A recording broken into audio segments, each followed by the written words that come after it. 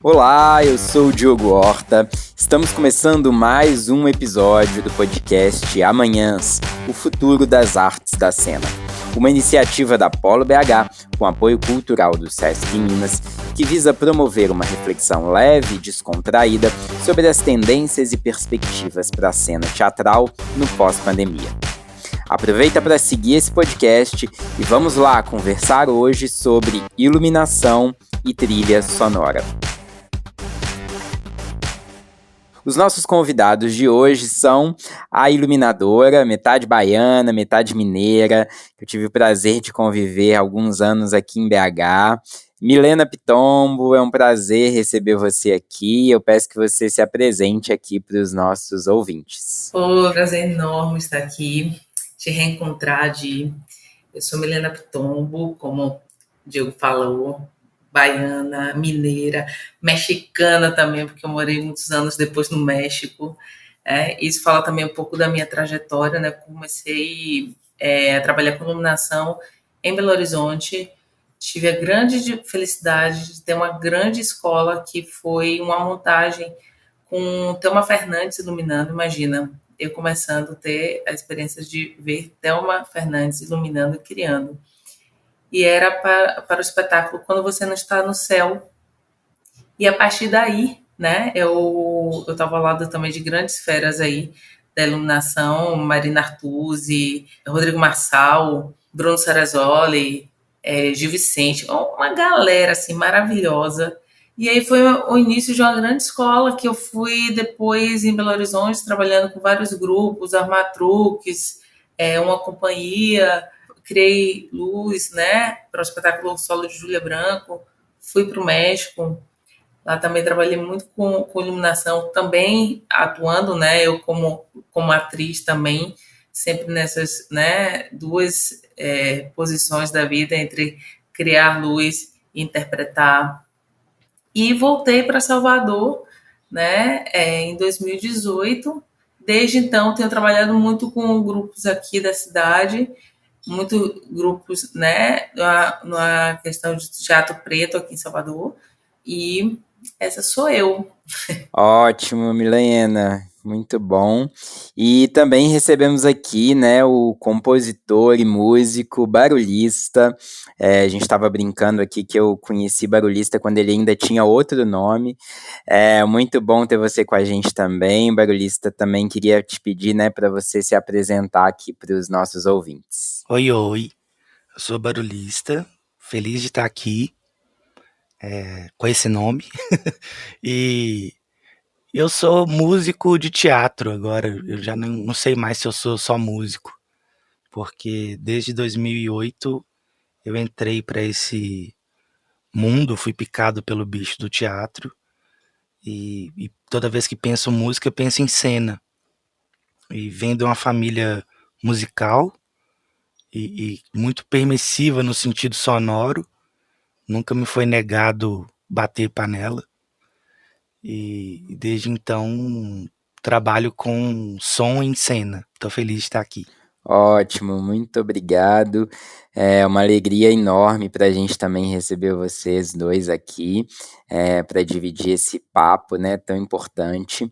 E para a gente começar, eu queria pedir para vocês situarem um pouco, né, os nossos ouvintes aqui sobre as funções, né, que vocês aí desenvolvem no teatro, na iluminação e, né, na trilha sonora, composição, enfim. Então, Milena, podemos começar com você, assim, como que você traduziria, digamos assim, para o nosso ouvinte o que é, né, a iluminação, como é que você vê essa função no teatro? Iluminação, para mim, é tudo, né? Ela é uma dramaturgia para mim também, porque se você for pensar em uma cena, você pode criar tudo com a luz, né? De acordo com o movimento, com a ideia que se queira transmitir. Então, eu acho que a iluminação também faz parte de uma dramaturgia. Até historicamente, né, os espetáculos antes de existir luz elétrica, eles eram iluminados com velas, a luz do sol era a forma de iluminação, né, nos teatros gregos. E a gente, depois que tem, né, a entrada do espetáculo para dentro de uma caixa cênica e vem a luz elétrica, há uma grande revolução na história do teatro, né? Há essa possibilidade que antes não existia de um blackout, né? E a partir desse blackout você pode transformar, você pode dar um salto no tempo de uma maneira completamente diferente. Então, essa grande revolução trouxe várias ideias de construção. Então, sempre quando eu vejo iluminação, para mim, é um pensamento dramatúrgico também, que, claro, está envolvido com toda a criação, que é o que é uma direção, o que vem de um figurino, qual é o cenário, né? Mas é uma construção dramatúrgica que nos dá infinitas possibilidades. Com a trilha também viu barulhista, né? Eu já tava me sentindo Não, que excluído aqui. absurdo, né? Não, com a trilha também, porque é isso, né? Se eu boto uma cena e eu boto uma trilha maravilhosa, super densa, a iluminação ela vem em conjunto construir isso. Isso, e aí diga lá então, barulhista, como é que você vê a trilha sonora aí hoje em dia? Não só, né, a trilha, acho que é inclusive mais do que isso, né? Essa música é para teatro, né? Assim, acho que as coisas vão mudando e vão ganhando outras perspectivas, inclusive, né? Mas é esse universo todo aí da música na cena, como é que é isso para você, então? Eu vou começar me valendo de uma resposta de uma outra pessoa. Eu passei uma tarde com o Marco Antônio Guimarães na casa dele, há alguns anos, que é o compositor e fundador do Acti. E eu tava na sala do Sim, cara que fez a trilha do ensaio sobre a cegueira, entre muitas coisas. E aí eu perguntei para ele exatamente isso. O que era trilha sonora para ele. E ele respondeu que trilha sonora era a arte da humildade. Porque enquanto músicos a gente se vê muito num lugar egocêntrico de que todas as escolhas sonoras são nossas. E quando a gente cai na trilha, nesse ambiente coletivo do teatro, do cinema, a gente se vê diante de escolhas de outras pessoas e principalmente da direção. Então, muitas vezes a gente cria uma peça inteira para que pode ser recusada, porque o olhar da direção é outro. Então, você está sempre em função do olhar de outras pessoas. E acho importante dizer isso porque muitas vezes no início, quando eu comecei a fazer trilha, eu fiquei muito triste de ficar uma semana compondo e no final a cena caía. Essa cena não existe mais. E eu falei, pô, mas eu tô há uma semana compondo. E com o tempo eu fui entendendo que não é música, né? Trilha sonora não é música. E é um jeito de moldar o destino da narrativa num papel sinestésico, assim, sabe? De criar um ambiente, muitas vezes cenário, muitas vezes se confunde com a iluminação. Quando você revela uma situação ou um ambiente ou um objeto através do som. Então, é um meio de organizar esse pensamento sonoro da cena. Para mim, eu acho que é por aí. só para constar, sou completamente apaixonado com a trilha sonora do Lavoura Arcaica, que é aí do Marco Antônio Guimarães. Ótima lembrança aí nele, né? Bom, gente, então assim, depois da gente entender esses dois caminhos que a gente vai conversar aqui hoje, eu queria trocar um pouco então com vocês sobre essa perspectiva da pandemia. O que que aconteceu, né, assim, com vocês nesse período? Vocês tiveram desafios de criação, realizaram espetáculos no ambiente virtual ou no formato híbrido? E os desafios, né, que vocês enfrentaram ou observaram para a cena por conta, né, dessas transformações todas que tivemos e continuamos, né, tendo, e o que que isso então altera, né, ou alterou no trabalho de vocês aí na iluminação e na composição de trilha sonora. Durante a pandemia, o que aconteceu com o meu trabalho foi de uma multiplicação de possibilidades, porque muito do que era presencial virou áudio, né? Então começou a surgir radionovelas, podcasts, e eu me vi num desafio daquela sonorização da imagem virar quase um lugar onipresente, assim, em que tudo estava em função do som. E, além disso, eu percebi um acesso a muitas pessoas que não tinham acesso à criação, à exposição da obra que elas faziam, porque a gente estava num ambiente virtual. Então, muita gente que não conseguia acessar espaços culturais viram na internet um grande espaço cultural para mostrar o que estava sendo feito. Num outro sentido, começa também a acontecer pessoas que não iam ao teatro ter acesso ao teatro, a poder fruir uma obra sem precisar sair de casa e até mesmo a entender. Vários trabalhos que eu fiz, muita gente me perguntava, mas é teatro? E dependendo de quem perguntava, eu falava, é exatamente isso que é o teatro. Quase como uma forma de capturar essa pessoa para depois, quando voltar e ser presencial, ela poder ir com a ideia da experiência que ela teve. Fala, não, eu fui ao teatro pela internet e agora eu vou presencial. Então é uma maneira também de criar o acesso a essa pessoa que não tinha esse costume de experimentar esse lugar, ainda que não seja o lugar clássico do teatro, de sentar e observar a cena. Esse é o aspecto que eu acho que é positivo, assim, o acesso a pessoas que não iam e o acesso a pessoas que não conseguiam fazer ter esse público. E o aspecto negativo é também esse lugar do desafio de, poxa, até hoje eu só fiz assim, agora eu preciso aprender e beber muito do cinema, beber muito do rádio, para poder reinventar essa maneira de fazer.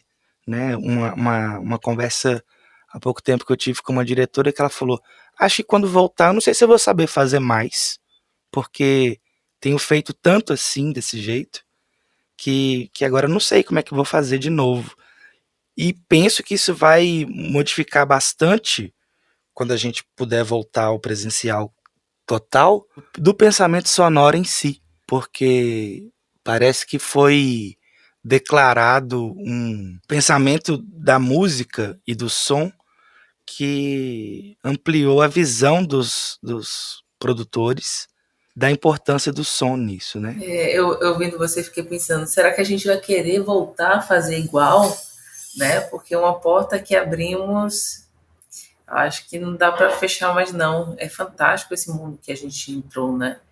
Eu tive várias experiências assim. Afortunadamente, eu estava justo quando começou assim a pandemia, estava no processo criativo, fazendo luz para um espetáculo que teria projeções. Então, durante o espetáculo, que era um musical, é um musical, né? Já estreou. A ideia é que tivesse alguns momentos de projeção, então ia ter partes gravadas e partes ao vivo. E o cenário era maravilhoso, se movia, tinha todo um jogo, né? De repente, um dia a gente estava no teatro, outro dia a gente já não podia entrar mais. Foi quando teve um bloqueio. Então, umas 11 horas da noite, mandaram mensagem para a gente, amanhã ninguém trabalha, quarentena e tudo, e foi um choque, né? Bem, bem forte. Esse processo mudou completamente, ele acabou sendo 100% virtual, e aí foram vários desafios, né?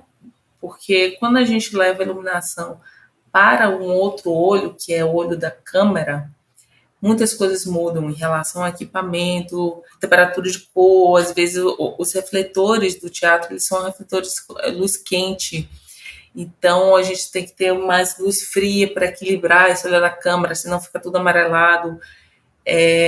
Dependendo da câmera, muda, porque temos que pensar que temos várias realidades. Então, para as pessoas que estão filmando com a câmera de mão, que na câmera, né, aquela super profissional de TV e tudo, a captação de luz é diferente, às vezes a gente tem uma mudança rápida, que a lente não lê ou demora para ler, então a luz estoura. Tem todas as questões aí que a gente foi entendendo a fazer mesmo, né, ao experimentar. Eu tive a possibilidade, graças ao Jorge de Portugal também, de, junto com outras duas iluminadoras aqui baianas, temos um curso de iluminação para mulheres que foi focado assim na pandemia de criações, né? Elas tinham projetos e a partir de casa, o que a gente tem em casa que eu possa usar para iluminar o meu projeto e trazer também essa nova realidade da gente de poder criar e produzir nas nossas casas, né? Videoclipes, cenas, né? E tudo isso através de uma iluminação muito mais possível. O projeto chama Ilumina e foi fantástico, porque a gente tem várias possibilidades de iluminar, né? Teve uma das mulheres que fez com vela, fogo, né? Aquela lâmpada de LED que é tipo, não a de Natal, aquela mangueirinha, né? Então, há várias possibilidades que a gente também volta, né, a pensar o que é isso, o que é iluminação. A iluminação está muito além também desses refletores, né, convencionais de teatro que temos, né? Mas em relação à composição de espetáculos, foram várias experiências assim da gente entender, encontrar, pensar que agora é sim outro olhar. Tivemos que mudar muito e estamos ainda em processo de muitas mudanças que eu acredito que foram muito mágicas. É uma coisa que eu acho que a gente não vai voltar meio a fazer como fazia antes na grande maioria dos espetáculos. É bom saber que agora também, enquanto você está apresentando aqui, tem pessoas que podem estar em outras cidades, outros estados, outros países acessando a isso. É uma mudança muito importante, assim. Apesar de eu ter sentido também um momento inicial, assim, um grande desespero de falar, pronto, acabou, os teatros fecharam, acabou minha vida, e agora o que será de mim, né? Mas foram experiências muito enriquecedoras. Ótimo. A gente vem sentindo um pouco isso, assim, né? O tanto que é um aprendizado, né? Que foi realmente sendo construído com o tempo. Nas primeiras, né? O primeiro choque da pandemia e agora, né? Depois de 1 ano e meio, como que a gente, né, do teatro já vê outras possibilidades aí e entende tudo o que aconteceu com outro olhar já. Nesse sentido, Barulhista, a gente teve experiências aí, né, não só de trilha sonora, mas também de plataformas de uso, né, de meios, de dispositivos que extrapolaram também esse lugar só da câmera. Então, queria que você comentasse um pouco sobre isso, como que isso funcionou, como que isso provocou os compositores. Pois é, os teatros, no geral, o lugar teatro, quando a gente anda pelo país, a gente encontra sempre o equipamento em som estéreo, né? Com 2 caixas na nossa frente e nas laterais do palco. E isso é um limitador, né? Você pode usar aquilo ali. Em algumas exceções você tem caixas atrás, uma caixa central, ou mais caixas. Mas no geral o que você tem é o som estéreo. E dependendo da posição que você está sentado no teatro, você vai ter uma experiência completamente diferente de quem está no meio, de quem está na frente, de quem está no fundo. Então acaba sendo uma observação muito pessoal de cada espectador. Quando a gente vai para uma plataforma, a gente tem a possibilidade de uniformizar essa experiência. Claro que a gente vai depender do equipamento, né? Da pessoa, a pessoa que assistiu ouvindo pelo celular, ouvindo pelo fone, ou pela televisão, ou pelo rádio. Mas no geral você consegue uniformizar mais a experiência do espectador. Isso fez com que as pessoas pudessem experimentar e comentar do mesmo ponto de vista, ou ponto de escuta, no caso da minha linguagem. Mas é um lugar que também, pensando um pouco no que a Milena disse, vai voltar, quando a gente voltar, vai ter que ser repensado também, né? Porque aí perde-se um pouco dessa orientação, né? Há pouco tempo teve o Grande Sertão Veredas, uma montagem da BLS em que todo mundo usava fone, né? E foi bem pré-pandemia, assim. E isso já dava uma experiência que todo mundo mais ou menos escutava da mesma forma. Esse desafio de criar uma trilha em que todo mundo escuta da mesma forma é um modo quase de se aproximar do cinema ou se aproximar da radionovela. E muita gente teve que se reciclar mesmo para esse pensamento, inclusive na direção. Tipo, todo mundo está no mesmo lugar. Então, aquela história clássica de dizer para quem está atuando, a última pessoa da fileira tem que escutar a sua voz. Agora a gente poderia sussurrar de um modo que talvez a primeira pessoa da fileira nem ouvisse. Então você ganha nuances que eu acho muito positivo. Talvez a turma mais purista, ou sei lá, do teatro épico, que tinha que ter uma impostação vocal mais clássica, critique, mas eu acho muito positivo, porque mudou tudo, né? Te mudou o jeito que a gente come, te mudou o jeito que a gente anda, ou não anda, né?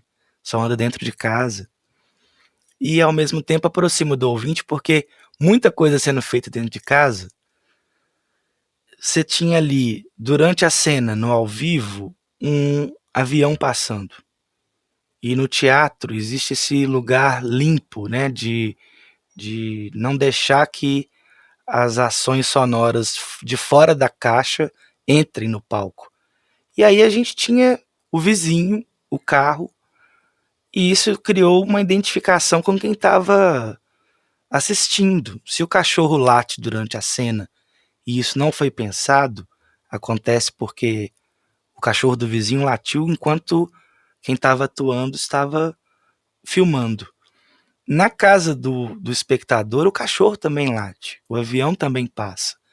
Você cria uma identificação com o espaço, uma dificuldade de criar uma situação onírica, em que tudo está muito limpo, principalmente para quem não tinha grandes recursos de filmar num estúdio, de fechar e limpar todas as possibilidades de interferência. E penso que as plataformas vieram trazer mais esse desafio, mais essa matéria nessa universidade pandêmica que a gente tá estudando todo mundo junto, assim. É bem isso, né? Eu gostei dessa universidade pandêmica aí, acho que foi bem esse, está sendo, né? Bem esse o processo, assim. E, Milena, você já comentou pra gente aqui, né, dessas perspectivas da iluminação e trouxe um pouquinho aí as questões da câmera e tal. E eu queria que você falasse um pouco, assim, né, a gente refletisse um pouquinho sobre o híbrido, né? Como é que fica essa cena híbrida a partir do momento em que as perspectivas de iluminação são diferentes para atender a câmera, né? E para o presencial. Então, se eu gostaria de uma luz X no presencial, mas a partir do momento que esse espetáculo também vai ser transmitido, como você vê, né, que isso será organizado, quais são as perspectivas e reflexões né, que os artistas vão ter a partir desse lugar, sabe? Como é que você vê isso aí? Nessa universidade pandêmica, né? Como disse o barulhista, eu acho que o grande desafio, um dos grandes desafios é o desapego. O desapego é muito importante porque a gente tem que entender que às vezes dependendo do momento da cena, não dá nada vai ser igual, né? Não dá para fazer igual, às vezes não vai dar para reproduzir exatamente como quer, e temos que pensar qual é a essência da cena e o que é necessário fazer para que cheguemos a um produto final satisfatório, né? Se eu estou dentro do teatro, mas os equipamentos que eu tenho, né, não chegam ao que eu quero, e eu também não tenho a possibilidade de aluguel, a gente vai ter que se reinventar, e eu acho que a união é muito importante. Um exemplo, né? Estava com uma questão no espetáculo que ia ter chroma key, né? E tínhamos para iluminar esse chroma key os refletores do teatro, que não servem. Só que, devido à pandemia e tudo, né, equipamento de cinema, normalmente, ou de gravação de estúdio, é caro. Quando foi fazer o orçamento, era muito caro e só chegaria em 15 dias. Não dava tempo para a gente. A nossa gravação era antes. Não dava nem tempo de esperar, porque por causa da pauta que a gente tinha, e nem dinheiro para fazer uma loucura e comprar e tudo. Então, foi como... E agora, né? Então, tem um grupo de iluminadoras do Brasil, e eu botei no grupo pedindo ajuda.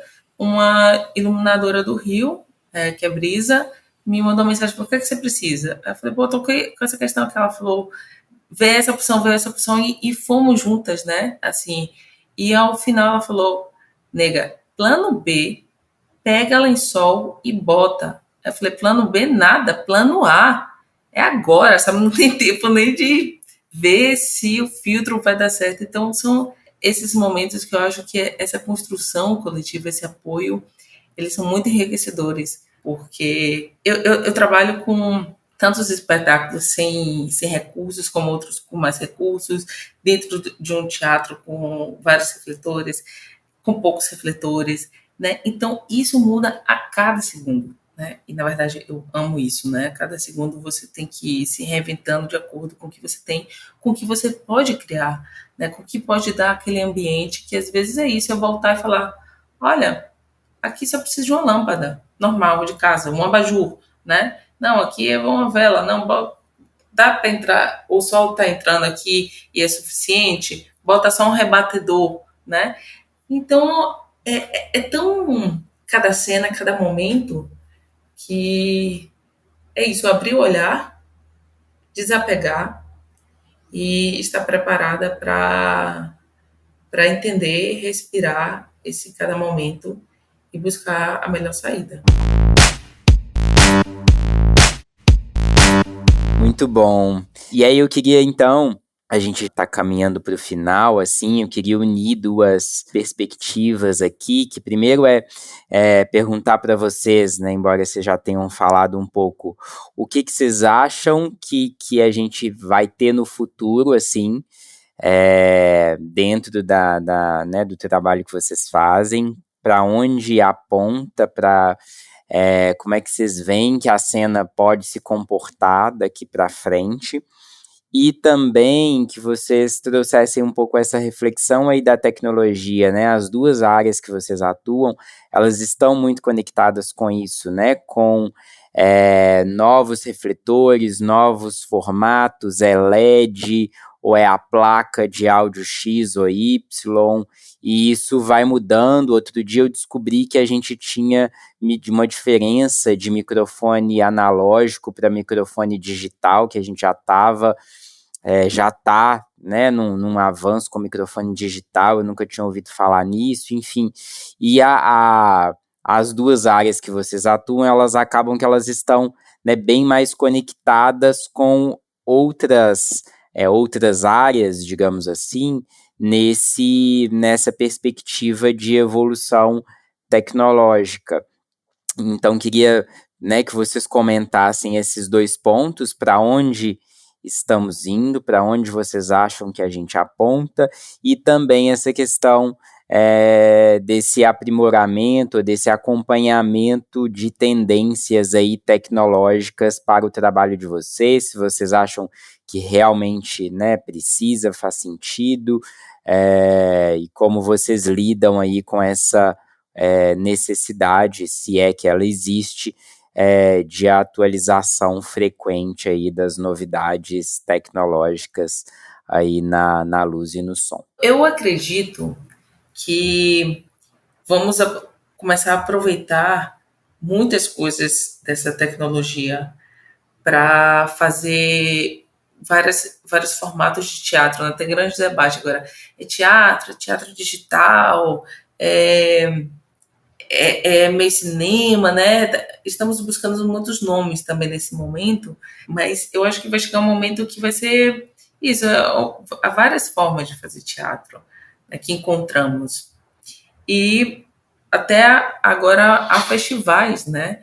Eu acredito que alguns dos festivais desses que existem agora não deixariam de existir em relação a você poder agora gravar em casa ou alugar, né, a porta do teatro, gravar um espetáculo e ele fazer parte de um festival virtual, né? E isso abre portas para várias possibilidades de usar a tecnologia a nosso favor, né? Hoje temos refletores de LED, onde você tem um controlezinho e que o seu controle pode estar na mão, você mudar a cor, mudar a temperatura, e ali você pode fazer uma cena olhando para o computador e iluminando de acordo com isso, se isso tiver na sua ideia. Então, há muitas possibilidades, né? Eu posso fazer uma instalação, deixar uma luz fixa e jogar com isso, porque a câmera, quando ela muda, eu mudo o meu espaço. Então, ao mudar isso, ao mudar a câmera, eu mudo a minha iluminação. Então, eu posso deixar uma luz já instalada, com a qual eu jogo, eu brinco, e é muito simples, né? Então, tem tantas possibilidades aí que eu acho que a gente só vai somando e vendo inúmeras possibilidades de fazer, né, formatos híbridos. Porque antes a gente tinha muita coisa da projeção, né? Às vezes a projeção com as luzes era como muitas novidades, e agora há inúmeras coisas que podemos fazer e experimentar e criar. Não sei, eu acho que cada vez mais tá mais. Ah, programa também, né? Tem programa que você coloca no computador, você usa LEDs e no próprio programa você pode deixar tudo pronto para ligar, desligar em um tempo que você quiser fazer. E se você tiver ali concreto o que você está fazendo, né, numeradinho, cenas por tempo, você aperta o play e vai embora. Né? Então, tem muita coisa ainda que vai chegar, tem muita coisa ainda que chegou e a gente tem que entender como usar mais, né? Estamos nesse momento de entender, aqui a gente pode mais, né? Então, para mim também reforço de novo esse lugar do coletivo. Né? Eu acho que estamos nos unindo de novo e conversando e sugerindo e passando quando entendo, poxa, você viu já isso aqui que faz isso aqui, olha que bacana. Então, essa construção coletiva, esse encontro nosso de novo, de fortalecer, né, o nosso espaço, ele é fantástico e nos levará a lugares ainda impensáveis, acredito eu. Bom, para o futuro, primeiro eu penso que vai ser cada vez mais rara aquela informação que pede para o espectador desligar o celular. Eu acho que cada vez mais vai ter nos teatros a possibilidade de assistir um espetáculo com o celular ligado. E isso faz com que a matéria-prima do teatro, que são as relações humanas, sejam potencializadas. Porque agora as pessoas que não tinham um entendimento muito profundo sobre essas tecnologias que a gente tem, as pessoas começaram a ter, né? A gente começa a ver a Teuda Bara fazendo intervenções dentro do Telegram, pessoas que a Teuda queria tocar trompete, falar texto, rir um pouco. e agora você tem ela com dispositivos na mão. Então isso deu para usar uma palavra da moda, uma horizontalizada nas tecnologias todas, nas altas e nas baixas tecnologias. Então, eu não sei se eu posso fazer essa profecia, mas penso que as pessoas vão ir menos ao futebol e mais ao teatro. Eu tenho uma visão muito de um boom de teatros lotados e talvez torcidas organizadas com camisas de companhias de teatro. Acho que pode acontecer muito isso dessa fome de relação, de ter uma fome de se ver nesse lugar, sabe? Porque vai ser um pouco impensável não ter essa resposta da pandemia em cena, sabe? Principalmente na questão de texto. Certamente as pessoas estão pensando o pós-pandêmico enquanto dramaturgia também, né? Já que a gente está tão bagunçado nesse lugar.